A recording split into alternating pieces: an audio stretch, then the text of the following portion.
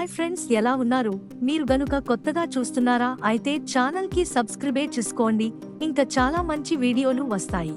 గుప్పేదాంతా మనసు March 22/2024 episode 1031. అనుపమతో Devayani మాట్లాడుతుందా లేదా? గుప్పేదాంతా మనసు మార్చ్ 22/2024 ఎపిసోడ్ 1031.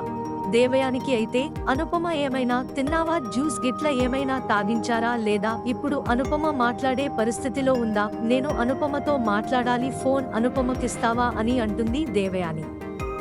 మహేంద్ర వదిన, కాస్త ఆగండి, మీరు ఇప్పుడు అనుపమతో మాట్లాడాల్సిన అంత అవసరమేమీ లేదు, సరే ఉంటాను అని ఫోన్ కట్ చేస్తాడు మహేంద్ర. దేవయాని, ఏమండి చూసారా, మీ తమ్ముడు మహేంద్ర నన్ను ఎంత మాట అన్నాడు, నేనంటే లెక్కే లేదు, అయినా నేనేమన్నానని అనుపమతో మాట్లాడతాను ఇవ్వమన్నాను అంతే కదా అంటుంది. రవీంద్ర, ఇప్పుడు నువ్వు అనుపమతో మాట్లాడాల్సిన అవసరం ఏముంది? దేవయాని, నువ్వు ఎదుటి వాళ్ళు ఏమనుకుంటారు అనేది ఆలోచించకుండా నోచుకునేలా మాట్లాడతావు మహేంద్ర అన్న దాంట్లో తప్పేమీ లేదు గాని నోరు మూసుకొని ఉండు. ఎంతకు మన శత్రువులు ఎవరై ఉంటారు? మన మీద అటాక్ చేయాల్సిన అవసరం వాళ్ళకి ఏంటి? అసలు ఇదంతా ఎందుకు చేస్తున్నారు? ఏమీ ఆశించి చేస్తున్నారు? రిషి జగతి ఉన్నప్పుడు కూడా ఇలాగే జరిగింది. తరువాత పొన్నాళ్ళు రిషి ఇంటికి దూరంగా వెళ్లిపోయాడు. తర్వాత అన్నీ తెలుసుకుని అందరం కలిసిపోయాము అనుకోకుండా జగతి చనిపోయింది. ఇప్పుడు అదే స్టోరీ రిపీట్ అవుతుంది. అంటే ఎవరో కాలేజీని వాళ్ళ సొంతం చేసుకోవాలని ఇదంతా చేస్తున్నారు. నాకు ఇప్పుడు అర్థమైంది. ఇదంతా చేసేది బయట వాళ్ళ లేదంటే ఇంట్లో వాళ్లే మన మధ్యలోనే ఉన్నారా? ఏంటి మీరేమీ మాట్లాడడం లేదు ఏంటి అంటాడు రవీంద్ర. దేవయాని, అబ్బే మీరు మాట్లాడుతుంటే వింటున్నానండి, నిజంగా అసలు ఇంత అవసరం ఎవరికి ఉంటుంది? నేను దాని గురించే ఆలోచిస్తున్నాను అంటుంది దేవయాని.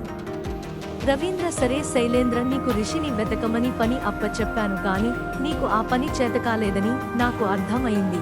ఇప్పుడు నువ్వు కాలేజీకి వచ్చి చేసేది ఏమీ లేదు. ముందు మన మీద అటాక్ చేసిన వాళ్ళు ఎవరో తెలుసుకుని వాళ్ళని సాక్ష్యాధారాలతో రెడ్ హ్యాండెడ్ గా నా దగ్గరికి పట్టుకుని తీసుకురా అంటాడు రవీంద్ర. శైలేంద్ర అలాగే డాట్ అంటాడు. శైలేంద్ర కోపంగా లోపలికి వెళతాడు. దేవయాని కాఫీ తీసుకుని శైలేంద్ర దగ్గరికి వెళుతుంది. శైలేంద్ర, ఇదిగో కాఫీ తీసుకో నాన్న అంటుంది. శైలేంద్ర, మా ఇప్పుడు కాఫీ తాగే టైం ఇది అంటాడు. దేవయాని, మర్చిపోయాను నాన్న, ఇప్పుడు సమ్మర్ కదా, మర్చిపోయాను, కాఫీ వద్దులే గాని ఇదిగో ఇప్పుడే వెళ్లి జ్యూస్ తీసుకొస్తాను అంటుంది దేవయాని. శైలేంద్ర కోపంగా, మామ్ ఏంటి ఈ వెటకారం? నేను ఆ మనుగాన్ని ఏమి చేయలేకపోయానే అని టెన్షన్ పడుతుంటే నువ్వు మాత్రం కూల్ గా సెటైర్ లేస్తున్నావేంటి? ఇంకా ఎన్నాళ్లు వేచి చూడాలి? నాకంటూ ఒక టైమే రాదా అని అంటాడు శైలేంద్ర. దేవయాని, బాధపడకు నాన్న, ఏ కాలంలో ఏది పువ్వు పూయలో, ఏ కాలంలో ఏది కాయలు కాయాలో అంతా టైంను బట్టి నడుస్తుంది. మనకంటూ టైం వస్తుంది, ఆ దేవుడు మనకంటూ ఒక టైం ఇస్తాడు. అప్పటి వరకు మనం ఎదురు చూస్తూ చేసేది చేస్తూనే ఉండాలి కానీ ఇలా నీరసించిపోకూడదు. శైలేంద్ర, అలా ఉంటే మనం చేయవలసిన పనిలో ఓడిపోయిన వాళ్లము అవుతాము, కాబట్టి నువ్వు ధైర్యంగా ఉండు అంటుంది దేవయాని. శైలేంద్ర, మామ్ నువ్వు ఆ అనుపమతో మాట్లాడొచ్చు కదా, ఏదైనా నిజం దొరుకుతుందేమో అని అంటాడు. దేవయాని, మాట్లాడుతాను శైలేంద్ర, తప్పకుండా మాట్లాడుతాను, కానీ ఇప్పుడు ఆ అనుపమ పరిస్థితి ఏమీ బాగోలేదు కదా. ఇప్పుడు మనము హాస్పిటల్ కి వెళ్లి మాట్లాడితే మనం మాట్లాడే మాటలకి ఆ అనుపమ మళ్లీ పోతే మళ్లీ 2-3 రోజులు హాస్పిటల్లోనే ఉంచుతారు. అలా 2-3 రోజులు టైం ఎందుకు వేస్ట్ చేసుకోవాలి చెప్పు? ఈ రోజైనా రేపైనా తనని హాస్పిటల్ నుండి టీచర్స్ చేస్తారు. అప్పుడు నేను డైరెక్ట్ ఇంటికి వెళ్లి అనుకుమతో మాట్లాడి వస్తాను. భానుకి తండ్రి ఎవరు, దానికి సంబంధించినవి అన్నీ తెలుసుకుంటాను. అప్పుడు ఆ అమ్మాయి జుట్టు మన చేతిలో ఉంటుంది, అప్పుడు వాళ్ళని ఆడుకోవచ్చు నాన్న అంటుంది దేవయాని.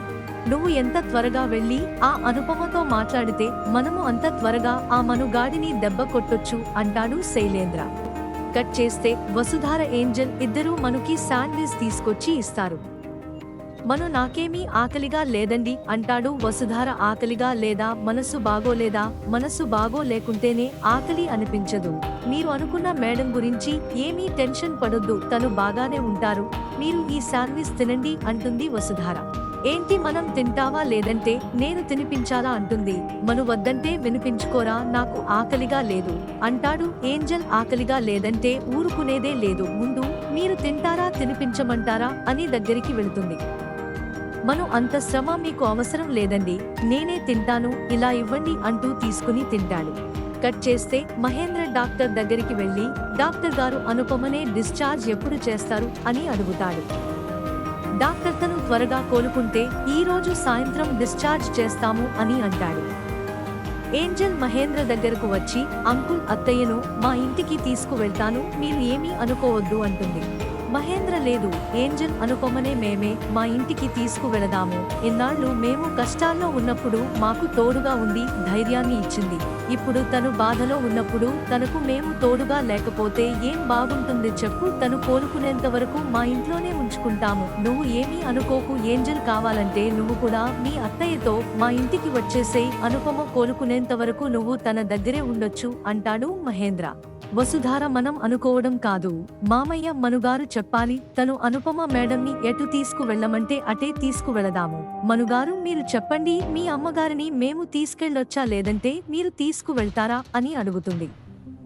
మను తనకి నచ్చింది తానే చేస్తుంది. నేను చెప్పినంత మాత్రాన తను వినదు. ముందు తను ఎటు వెళ్ళాలి అనుకుంటే అదే వెళుతుంది.